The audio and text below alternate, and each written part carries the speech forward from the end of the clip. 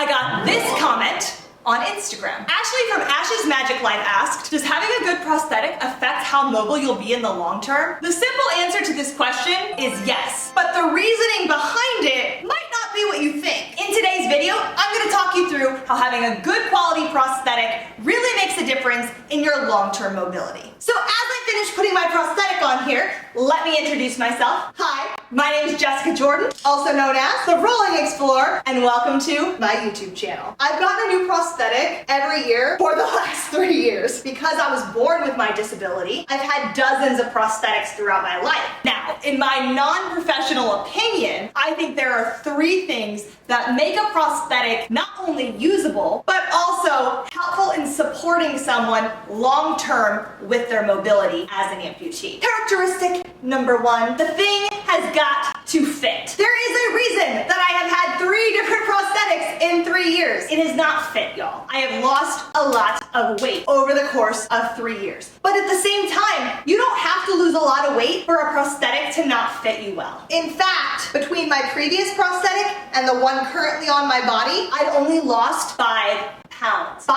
pounds can be gained or lost in the course of a week if you're eating a lot of food, or because I'm a woman, if I'm on my menstrual cycle. But fit is so important. If my prosthetic is too big, there are so many different things that could happen. Number 1, it makes the actual device very unsafe. Right now, actually, my prosthetic is a little too big, so I don't know. Let me come a little closer. You can probably tell in my hips, you can see the gap. Right? Obviously I'm making it more stark because I'm leaning away from the leg, but still, it's there. And there's even an extra piece of foam here and a second piece of foam here trying to close that gap. So luckily you don't have to get a new prosthetic every single time that you gain or lose weight. You can add temporary measures to help sort of alleviate some of the issues that come when you don't have a properly fitting prosthesis. I know one issue that I specifically struggle with when my leg is too big, I have to put a lot of pressure out here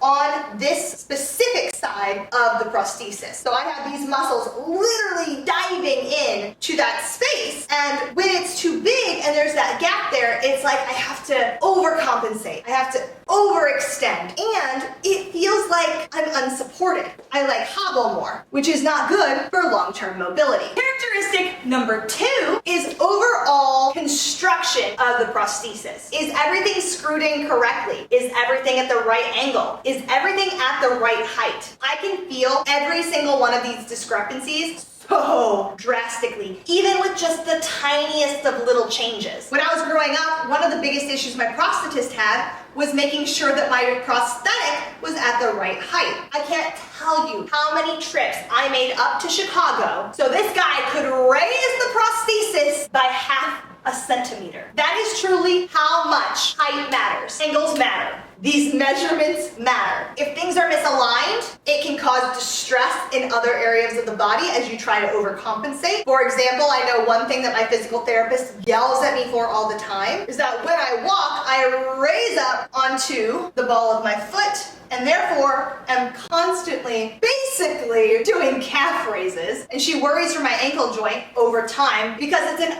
unnecessary strain that I just do. And so it's a valid concern that is only made worse when the prosthetic is off kilter slightly. Another aspect of this, have the proper pieces that work for you and your body. I mentioned at the beginning of this video that I've tried out several different types of prosthetics throughout my life. I've had like 3 different sockets, I've had at least 2 different knees, and I think I've had like 3 or 4 different foot and ankle devices. But as far as the knee goes, that's where my personal biggest concern lies, because I have been failed by a prosthetic knee in the past. All of this is to say, if the construction is not good, you can seriously injure yourself or cause long-term stress and strain on different parts of the body. Now, the third and final characteristic of a good quality prosthetic that I personally think will help you stay mobile for longer as you continue to age, as your body continues to change,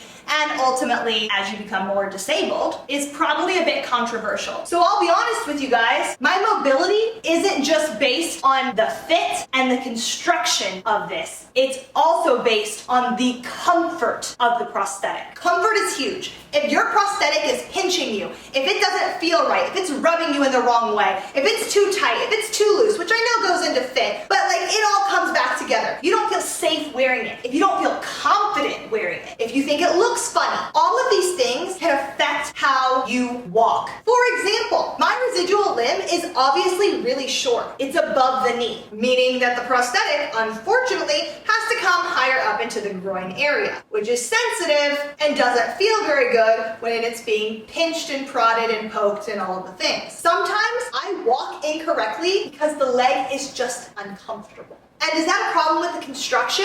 Is that a problem with maybe the devices that we're using? Is that a problem with the fit? It can be, but sometimes it's just environmental. Maybe it's really hot one day and I'm getting really sweaty and that's causing it more friction, more pain, more discomfort, and maybe I'm just walking differently because of that. On the opposite side, if it's really cold, that can also cause a lot of pain. So the long story short of this video and the biggest takeaway that I have is yes, having a good prosthetic that fits, that's comfortable, and is safe to use is extremely important in your long-term mobility. But it's not the only factor. I don't think I've found my perfect solution yet. And for right now, that's okay, because this solution does work, and I'm very lucky to have it. That said, I do need a new prosthetic very soon. So if you're interested in seeing my journey in getting a brand new prosthetic in the new year, then be sure to hit that subscription button and notification bell so you never miss a future upload.